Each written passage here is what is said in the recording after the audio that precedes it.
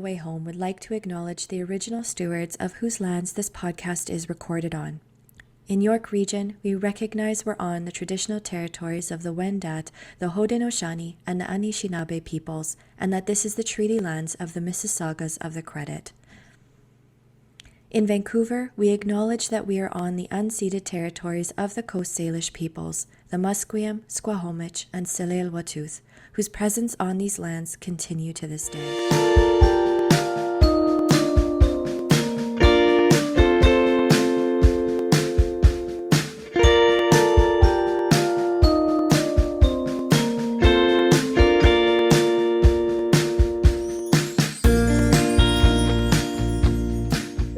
Howsers, welcome to another episode of On the Way Home. I'm your host, Michael Braithwaite, and I hail from the great group at Blue Door. Blue Door's organization that has been working hard for the past 41 years across York, Peel, and Durham region to prevent and end homelessness through a variety of different housing programs, as well as a construction social enterprise called Construct. We do this in partnership with the great folks at the Canadian Alliance to End Homelessness, CAEH, and they are doing great work. Listen, check out their website at caeh.ca. There's a huge conference, the biggest one of its kind, coming up this fall. You want to be a part of that. They have a great list of speakers that has just been released. So check that out, sign up, and they do much, much more. So check them out at caeh.ca. If you want to check out my organization and what we're doing, go to bluedoor.ca. I am so pumped about today's guest. Today we have Gabriel Allahdua with us, and Gabriel came to Canada as a migrant farm worker, and he saw the deplorable conditions that he had to work in day in, day out. And we talk about those conditions. You know, when we talk about housing for all in Canada, that can't be housing for some, as you'll hear me say in the podcast. But he talks about 62 of them living together and having to live on bunk beds, and you know how in his country, bunk beds are for children. Bunk beds are for children here too. And then they're all crammed in together, 60 of them sharing a few stoves, a few washers and dryers. And they're doing crazy important work. I mean, they're helping bring food to our tables across the country.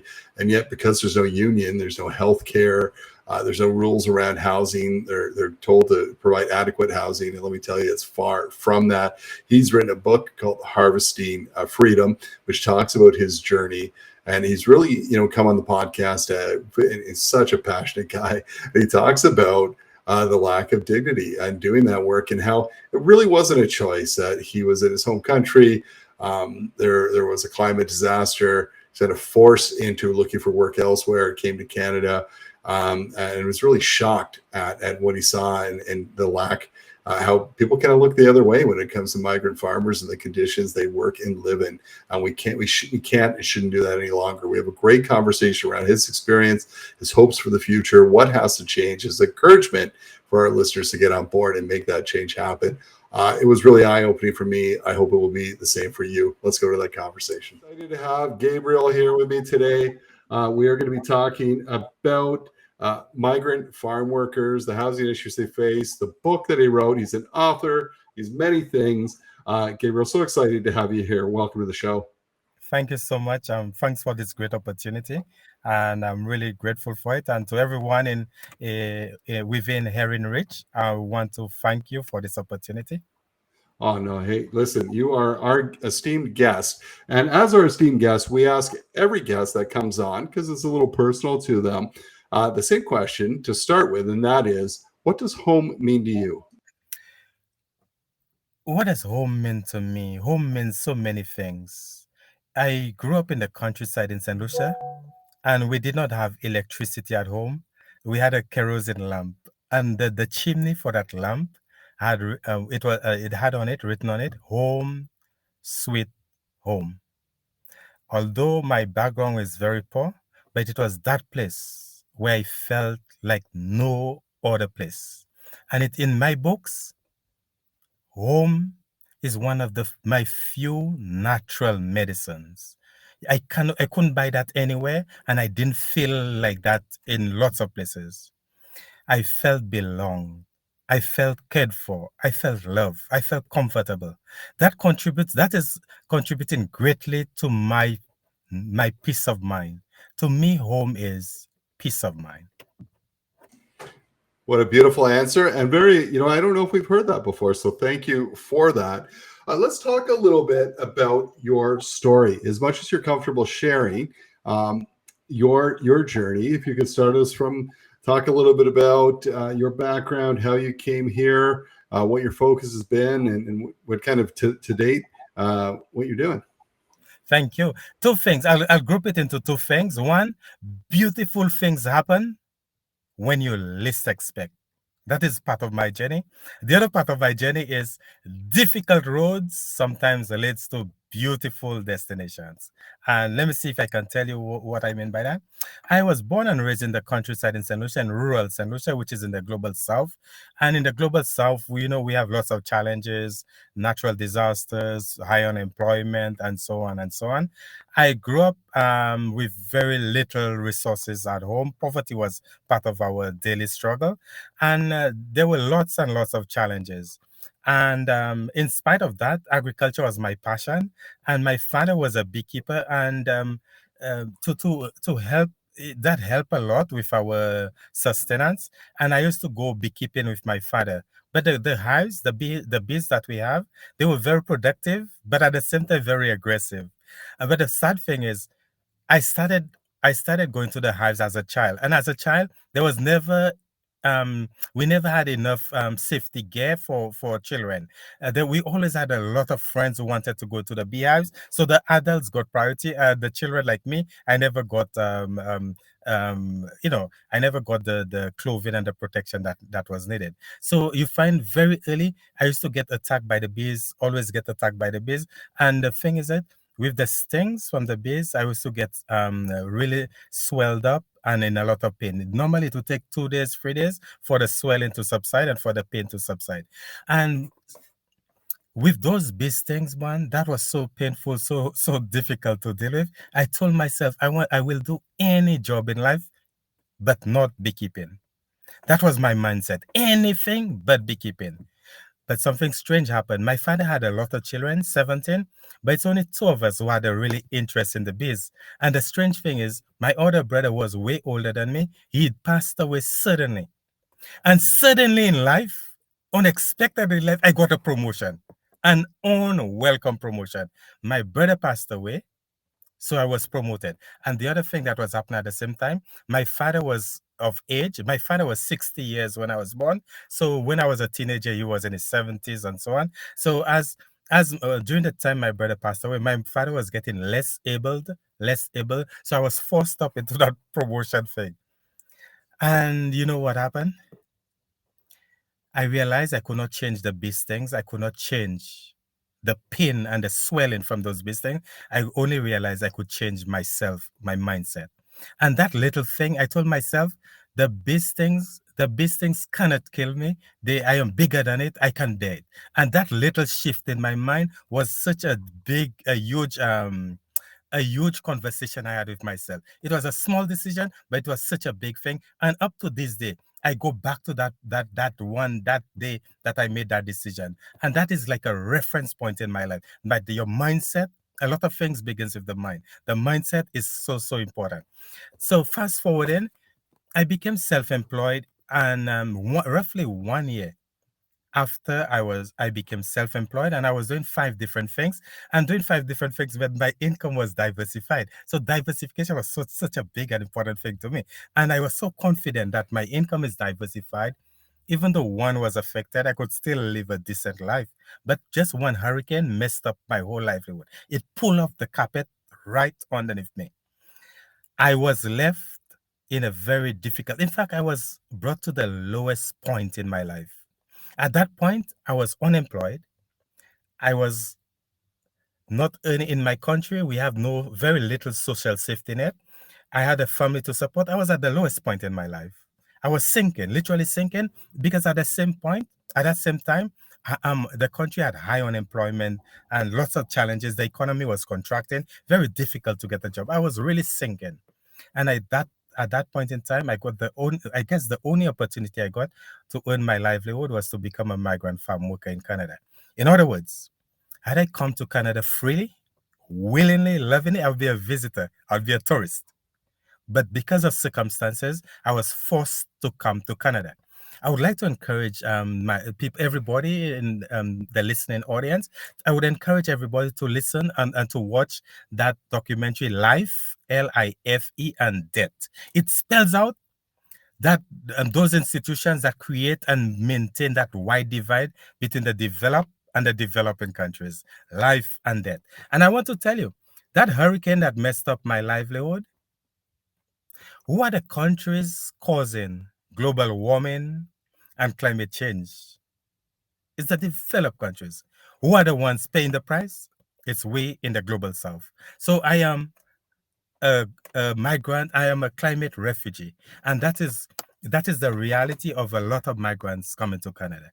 Now, when I came to Canada, in fact, before I came to Canada, I must say, Canada have been good to me on 3 different and important occasions in my life. Being in my home country, I felt the love and support of Canada at 3 very important stages of my life. Being away from Canada, being my home country, to feel the love of Canada was such a big thing, an important thing. Can you imagine how much more things, how much more better things I expected now that I got the chance to come and earn my livelihood in Canada? Only to find out that, in fact, we just coming out of a long weekend, and during the long weekend we celebrated Canada Day. That's a time when a lot of people celebrate. And the flag of Canada, you've seen it, it is raised really high, and you'll see it several places. In my country, red and white means love. And in my home country, I've felt the love of Canada so many times. In my home country, red alone means danger. In the flag of Canada, when I see that red leaf, it reminds me of the dangerous conditions that migrant workers face in Canada. In my home country, I was taught that the food that we eat, they are synthesized in the leaves of green plants. But when I see a red leaf, it reminds me of the red and dangerous conditions that migrant workers face. Now, the question is, I believe there's enough resources for everybody to live a comfortable life. And that is what I'm fighting for. I believe that there's enough for everybody, but not enough for one person or 1% of the population's greed.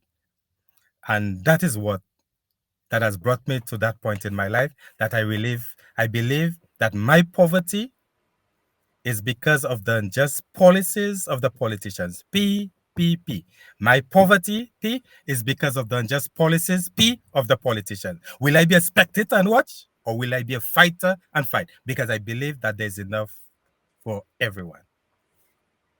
It's you're so right. And so when you talk about the challenges of migrant farmers coming here, and Canada depends, their labor force depends on migrant farmers, yet the treatment of migrant farmers is far from good.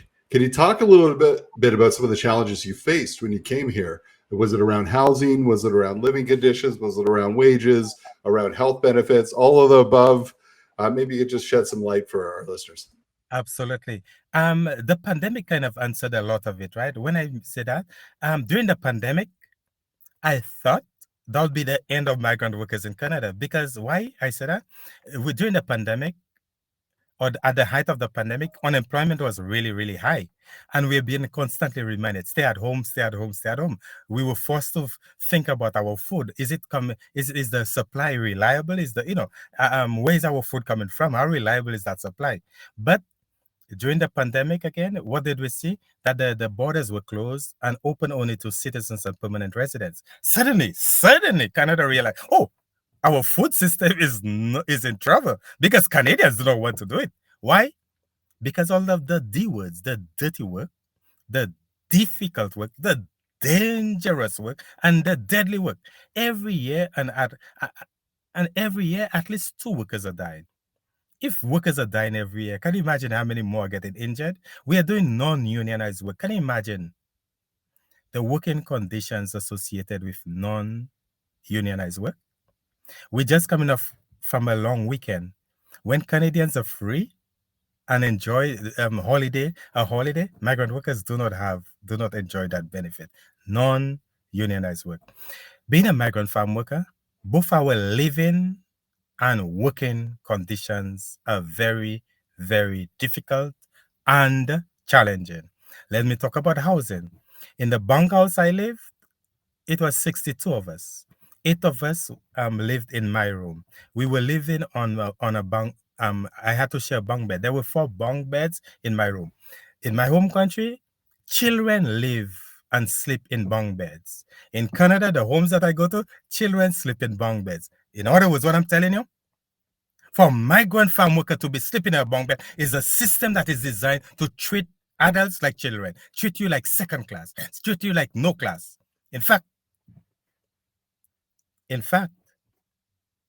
another name for migrant worker in Canada is excluded. Another name for migrant farm worker in Canada is denied. We excluded because the laws that are designed to protect workers in Canada, we excluded from those things, those protections. In the Canadian Constitution, we are denied. We are denied the right to vote. The politicians create those unjust policies, but we denied the right to vote because we don't have a voice. We are denied the right to participate in family life. Are we human beings in Canada? We are denied the right to be protected by ordinary labor standards. We are denied the right to access comprehensive health care. Are we human beings in Canada?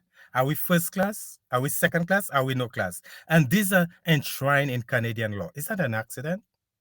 Or is that by design? So a lot of the, if you take the land, is it the Rental Tenancy Act or the Housing Tenancy Act? I can't remember. Migrant workers are excluded from that.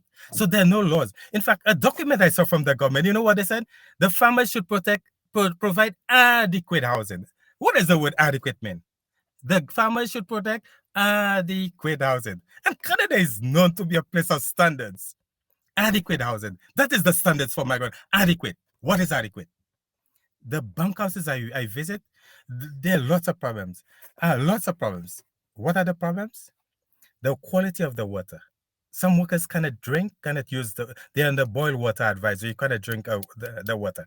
Some workers, even in Simcoe, for example, a worker told me last week they have to buy water to cook food, to cook their food, not to drink. In addition to drinking, they have to buy water to cook their food. In other housing problems, appliances, the ratio. For example, on the farm I work, there were 3 stoves, 16 burners for 62 guys. Do the math. The ratio of appliances to workers. There were 4 washers and 4 dryers. That is why it was not uncommon all night long to see workers walking back and forth to the washroom, to the laundry. And these are some of the challenges. Bed bugs, infestation of roaches and rats, and there's so many challenges. Overcrowding is another challenge. And let me tell you something a Canadian pointed out to me.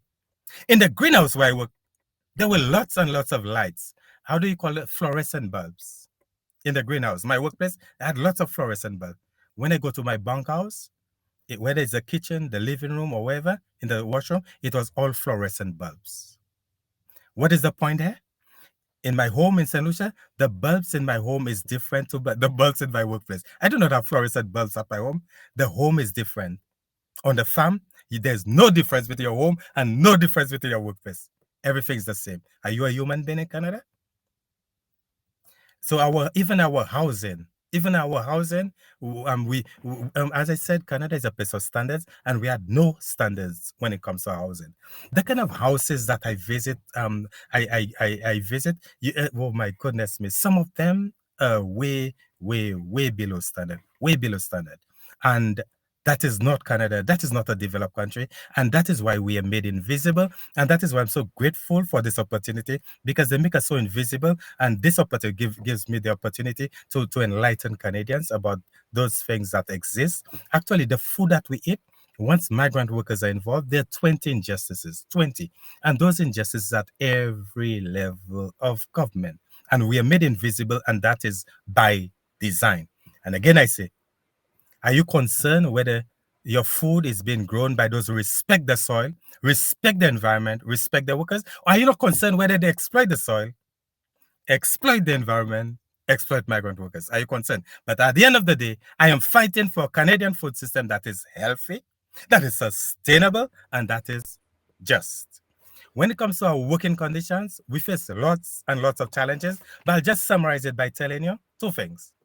The work that we do, they are the D jobs, dirty, difficult, dangerous jobs. That's one. And number two, they are non-unionized work. Non-unionized work. And these are jobs Canadians do not want to do. So the conditions are very, very difficult. That is why Canadians do not want to do it. I can tell you, Gabriel, I grew up in Niagara, and Niagara Yes. has a lot of migrant workers working on the farms there. And my friends and I, when we were really small, we would go to the farm labor pool. And that's where they select people for the day to go and work on different, and there'd be a lot of migrant workers that would come in who were really good at it. And we were not. But I remember the wage as a child, and when you talk about dignity, was so low. And the rules around how they paid you, when they paid you, all those different rules, as you've very passionately said, right? There's no rules around housing. There's no rules around healthcare. There's no rules that are enforced because it's non-unionized. It's cheap. And now let's say the other D word I was going to say for you, dignified, which it lacks, right? It lacks dignity. Everyone, when we say every Canadian deserves a safe and affordable place to call home, that's migrant farmers included, and we need to enforce that. We for some reason, it's not, everyone except for, it's everyone including. What do you think in your mind when you're doing some work now? You're an advocate for migrant farmers. Talk to me about what you'd love to see changed and how it can change, how it needs to change moving forward. Thank you. There are lots of things that need to change. And in my country, when we have a lot of pain, we'll take Panadol. In Canada, when people have pain, they take Advil or Tylenol. The one painkiller we have, only one painkiller we ask in the government, only one. It will not solve everything, but it will solve most of them. And what is that one painkiller? Status upon arrival. And that is not something new. Canada did it. They extended that to Europeans when they arrived there. They've done that in the past. And what happened is, let me just give you a simple example. Without status, we have a tied work permit. We are tied to our employer. The burden is on us. For me, for example, I had to use energy drinks because I was on my toes, running to please my employer, because I was tied to my employer. Every day, every minute, we had to do things to please our employer. I use energy drinks. Even my lunch hour, a lot of the times I cut my lunch hour by 20 minutes or by 30 minutes just to make sure that my production was at a level where my employer would more or less be satisfied. According to the academics, what they're saying, we are permanently temporary. From 1966, we've been coming here and we are temporary. 1966, we are still temporary. We are not considered human. We are still considered second class. And the only one thing we're asking for is status. Now, if I have status, that means I have an open work permit. I can work anywhere. Now, if my employer knows I have an open work permit, the pressure is now on my employer to create fair working conditions that would attract me and keep me. So status is that one thing we're asking for. The one thing we're asking for is status. How can we get status? The politicians need to change those unjust laws. We are not saying the employers are bad. We are not saying the farmers are bad. We are not saying the consumers are bad. We are not saying Canadians are bad. We are not saying the politicians are bad. What we are saying, the policies of the politicians are unjust. And we're asking the people in the audience, Canadians, to push their politicians to change those unjust laws. Not to remain ignorant about the issues, not to remain like they do not know about the issues, so to become aware of the issues. And that is what we like to do. What the politicians keep saying, that's not an issue in my riding, because we are not concerned. We want Canadians to become more aware about how their food is being produced. And if you're concerned about how your food is being produced, then you'll push for a system that is more just. And a system that's more just means that workers have an open work permit. And to get an open work permit, it means we have status upon arrival and not a pathway. Thank you for that. And that's so helpful. Now, listen, I talked at the very beginning, you are an author. Let's talk about your book, Harvesting Freedom. Tell me a little bit about your book. Why did you write it? And what can people learn in reading. Why should we have some listeners here who might want to go and grab a copy? So tell us a little bit about it. Thank you. In my home country again, no news is good news. I heard nothing bad about the farm program in Canada, so no news was good news to me. But when I came to Canada, I realized that no news in Canada is not good news. No news in Canada is because of fear. No news in Canada is because of unjust laws and policies. Imagine I'm the first worker to publish my story in 57 years. 57 years of silence. Is no news good news? The name of the book, Harvesting Freedom. Let us look at the first part, harvesting. After 57 years,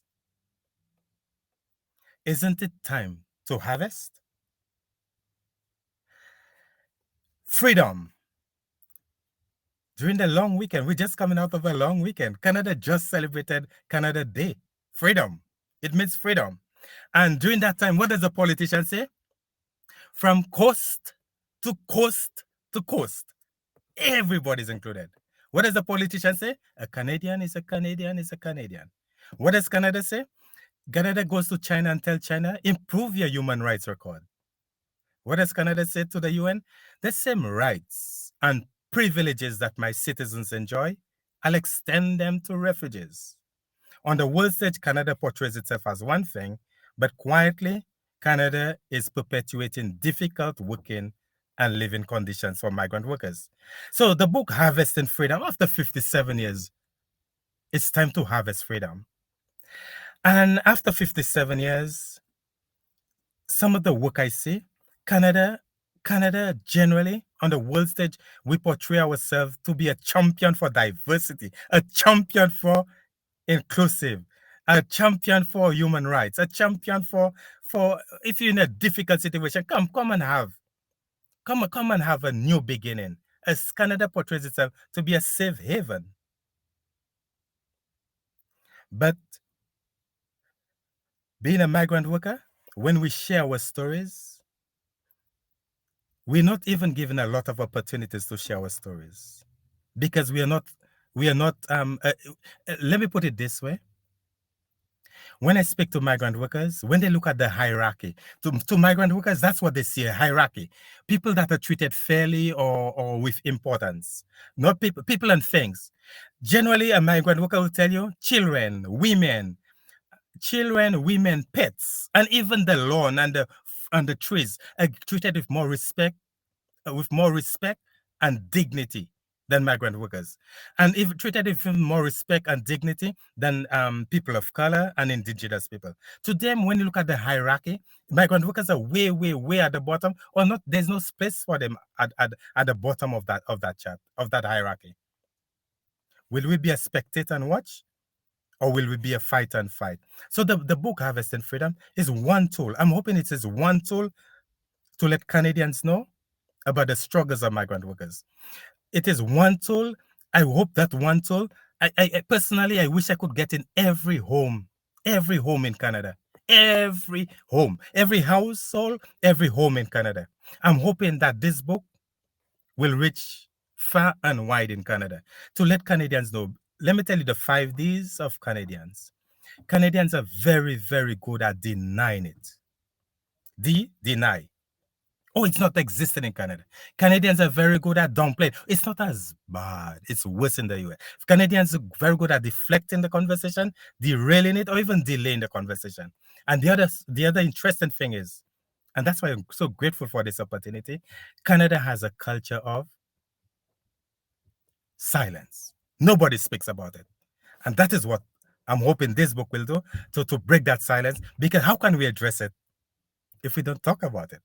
How can we bring it into the front? How can we talk about it if it is invisible, if we are ignorant? So at the end of the day, I do not want Canadians to be ignorant about the issues. I do not want to remain invisible. What I would encourage Canadians to do is to take sides, take a side. And how do you take sides? I do not want you to take a side just because of what you hear. Get to the depth of it. There's sufficient resources, and this book is just one of many. Get to know about the issues, and once you get to know about the issues, you must take aside. And once you get to know about the issues, I'm pretty sure, I'm confident on which side you will take. So this book here, Harvesting Freedom, the publisher is Between the Lines. And how do you get it? Easy. The nearest bookstore can order it for you, or you can order it from the publisher or Amazon. That's very, very easy to get. The name of the book is Harvesting Freedom, and the publisher is Between the Lines. Thank you so much, Gabriel. Well, love your passion. You're right. I think we face that quite often when we talk about homelessness, that education awareness is lacking, because most people, when they say the words homelessness, they think of maybe things they've just seen on TV and movies that don't truly represent it. Same thing with migrant farmers. Most people have no idea. And you're right. If you do the research, you do the work, and you read your book and look at other pieces, you're gonna learn. And it will be hard to look away. And if you do, shame on you. So thank you so much for educating me, educating our listeners, and creating that awareness. If people want to find out more about the work you're doing, contact you, they want to get your book. You just said they get your book kind of anywhere where they find books, right? Yes. The publisher, etc. But what about yourself? If people want to reach out, or if people want to support, how do they do that? There are lots and lots of ways of reaching out to me. I'm working with a company called TNO, the Neighborhood Organization. That is a settlement organization. Initially, the name was TNO, stand for Thorncliffe Neighborhood Organization. But they realized that the services were needed far and wide, so they changed it to the Neighborhood Organization. And right now, generally in the past, the government told them, because they were settlement organization, the government told them that was the instruction of the government. The resources should be get only to permanent residents and Canadians and citizens. And now the government has provided me some funding to provide support to migrant workers and everybody who is in need, the vulnerable in the community. So the neighborhood organization is another place where you can meet me. My number, if you want, is 416-524-4162. That's an easy way to reach me. Justice for Migrant Workers is the collective that I'm associated with. Justice for Migrant Workers is Facebook and so on. Harvestingfreedom.org is our website, and that's an easy way to reach us. And there are lots and lots of people who provide support. Some people from QP, OPSU, Unifor, they provide support. There are lots of ways of reaching out. Lots. So, well, thank you, sir, for all you do. Thank you for educating us, creating that awareness, and for keeping the good fight. This is going to go to a lot of people who will listen and hopefully get behind that and keep pushing forward. Like I said at the very beginning, housing for all means housing for all, not housing for some. And so migrant workers included. I thank you for your time, your efforts, for your passion. You are making a difference. And thank you so much for joining us today. Yeah, thank you for this great opportunity. And a guy said, justice is the language of love in our society. And if there's the absence of justice, that means there's an absence of love. Everybody, I'm pretty sure, or most people, we want peace. But how can there be peace if there's no justice? How can there be justice if so many people are disadvantaged? And we are disadvantaged because of unjust laws and unjust policies. And what I'm saying to you, the audience, there's a lot of power in your hands. There's a lot of power in your hands. I want you to discover that power. As a citizen, as a consumer, as a voter, as a whatever, there's power in your hands. Discover that power and use that power to create change. A new world is possible. A fair world is possible. Right now, I'm filling up my lungs with air. Even though I take everything I need, you're not worried because there's enough for you. And that's the beautiful thing about the world. There's enough resources for everybody. Can you change? Can you fight to make sure that everybody have enough? Enough housing, enough water, enough everything for them to live? Thank you. A good note to end on, sir. Thank you so much. Beautiful. Thank you again.